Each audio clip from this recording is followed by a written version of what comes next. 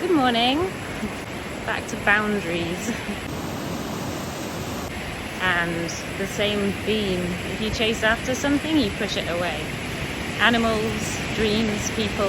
The other day when I saw the armadillo, I was going up to it to try and take pictures and it just ran away. And then I just sat there and I was perfectly still for ages. And it came right up to me and it came up to my toes and it didn't even know that I was there. Until it literally was on my shoe and then ran away. And a lot of the animals are like that here. I think that their vision isn't great and they rely on other senses. So if you're super quiet, then they come to you. And if you're patient and just let them do their thing, you chase after them, you chase them away. And I think it's the same with humans. There's been a few things recently. I used to chat to a man on the beach. Really friendly guy, he's a carpenter, local, practicing my Spanish, just in passing, really easygoing. And he had a friend one day playing a guitar, and then this friend talks about my ukulele. I'll bring your ukulele to the beach. And I was like, okay, maybe one day.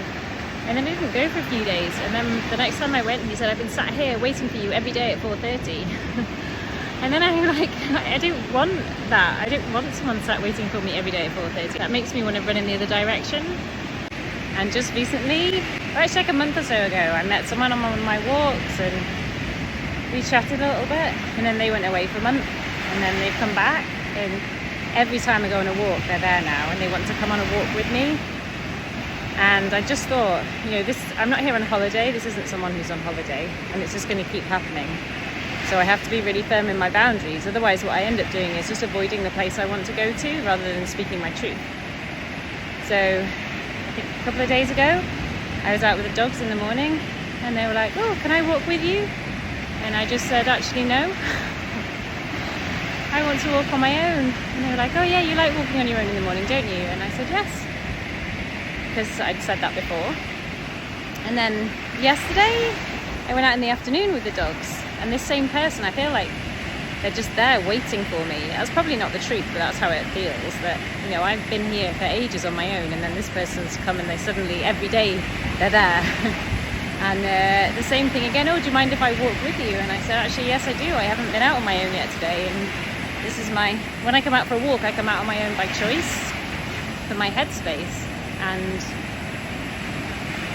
yeah, it's been a huge growth lesson for me, and I'm really proud of myself, because in the past I would have said, oh, okay, sure, and then I would have felt really uncomfortable, and I would have been really annoyed and started avoiding the place that I want to walk. Whereas actually just saying, I don't want you to walk with me, has freed me of that. Just that simple word, no.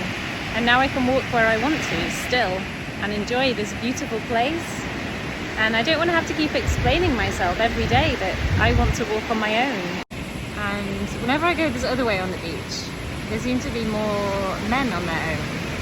And this one guy I thought was with his family, and I just smiled at them all and said hello. And then he came back on his own and came up to me and he said, why are you on your own? ¿Por qué estás tan solita? And I said, because I want to be on my own. Porque yo quiero estar solita. I want to be on my own. And he said, oh, I'll give you my number, you can call me and we can be friends. And I did in the past, I used to share my number because I was like, it's just a number, whatever. But it's an energetic cord, it's an attachment. And when that person has your number, then they can contact you. So I said, no, I don't want to give you my phone number. And he said, why not? And I said, because I don't know you. I don't trust you, I don't know you. Why would I give you my phone number? I don't want to be your friend. With the greatest respect, but I didn't say that. Yeah, and it's strange that people seem to have, not people, but some, particularly men here, I've been asked it many times, not hundreds. I have a tendency to exaggerate when it comes to numbers. Like I said, there were millions of macaws the other day, and that's not true, because they are endangered, and somebody corrected me and said that they're critically endangered, or educated me, I should say, that they're critically endangered, which they are. So there aren't millions of macaws. That was a massive oversight on my part, and I apologise for that. I now know that there are maybe 200 or 300 that are in Costa Rica, and a lot of them have been killed due to poaching and deforestation, particularly the almendra trees, which I just happen to be sat under. the almond trees because they eat the almonds and nest in these trees. But there are some really large protected areas, like the National Park in Manzanillo is a protected area. And there's a Ara Manzanillo where they've reintroduced a lot of birds back into the wild, which is beautiful. And I've digressed massively. So yeah, a few people, not hundreds of people, have come up to me and always say the same thing. And one guy said to me, well, it's better to be with somebody else. You can talk to me and walk with me. And I said, I don't want to. I want to be on my own. And it's just such a strange thing. I don't understand why people can't grasp the concept that a woman would just want to be on her own on the beach.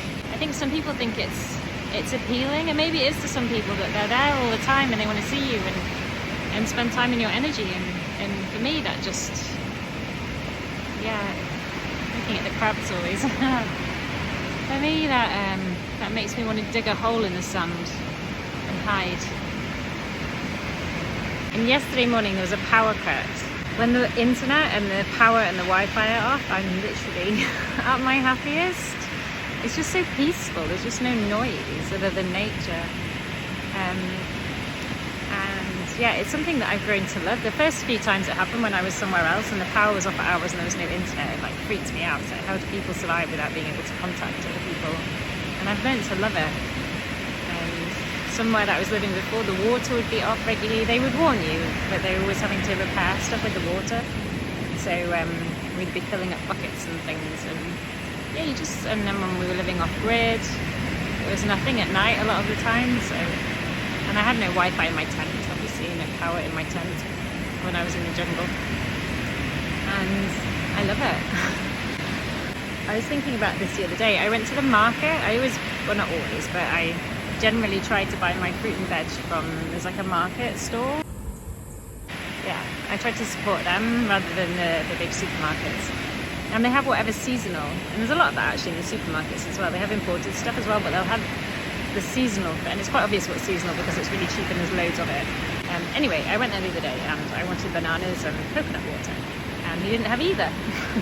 So I bought some oranges, and I just think it's, I'm trying not to project, but there's a lot of expectation by humans. I've heard people say so many things recently. Somebody was complaining about the milk situation for coffee, and I mean, on a tropical beach, there are no cows here. Dairy cows don't kind of live on beaches. Or maybe they do. I haven't seen a dairy cow on a beach. And there's this kind of expectation, I guess, wherever we are in the world, of having what we're used to having and what we want immediately available to us. And it made me laugh when I was in Panama. There was a guy walking down the road with a box of Kellogg's cornflakes, and there was a Kellogg's factory in Manchester that I used to drive past sometimes when I was on my way to work, or in Salford, I can't remember. I used to drive past on my way to work, and then there's a guy in Panama where there's this like incredible abundance of fruit and veg and amazing food, and he's there with his box of Kellogg's cornflakes. And I love the fact that the seasonal products are available, and you don't always have what you want, and you just have to, you're forced in a way to have a more varied diet because what you want isn't always available. I was thinking back to COVID when there was a toilet paper shortage, and it was the end of the world. We can't get toilet paper, but there are millions of people who live in the world, and I think I'm not exaggerating when I say that. There may even be more without toilet paper always. It's just a luxury that we've become used to, that we're kind of programmed to think that we can't survive without. But there are so many things that you can survive without. Anyway, I don't really know what I'm talking about. I'll show you my little market stall.